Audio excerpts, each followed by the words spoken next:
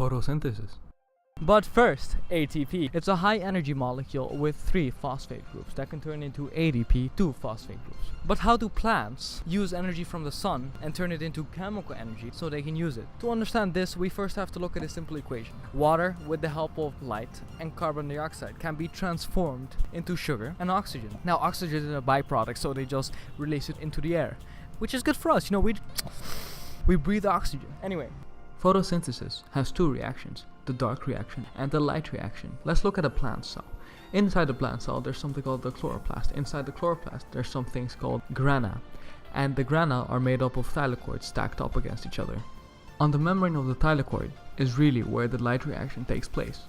Alrighty then, let me explain. Photosystem 2 and photosystem 1 gets hit by photons at the exact same time. A photon particle hits it, which gets absorbed by chlorophyll, exciting an electron. That electron then hops to a protein and then to the cytochrome complex. However, while this happens, photosystem 2 splits up a water molecule into hydrogen ions and oxygen. Oxygen molecules combines with another oxygen to form O2 back to the electron. The cytochrome complex uses some of the energy from the electron to pump another hydrogen ion into the thylakoid space, labeled as T. The electron then hops onto a protein and then to photosystem 1, where it gets re-energized from another photon hitting it. This is where it gets interesting. The electron then hops to another protein.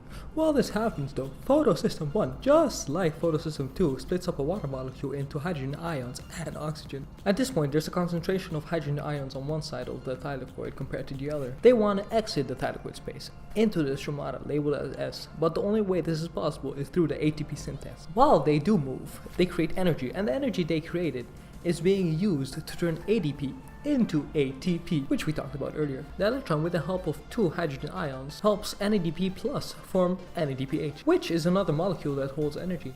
Now that was the light cycle. But what about the dark cycle? First things first, ribisco. Ribisco is an enzyme, that's all you need to know.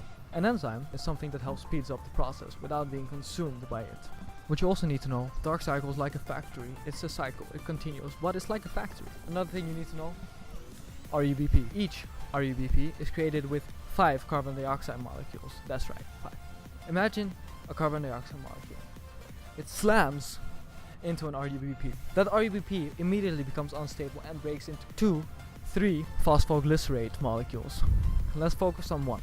ATP comes along, gives energy to the phosphoglycerate. The NADPH gives energy plus 1 hydrogen molecule. This creates G3P.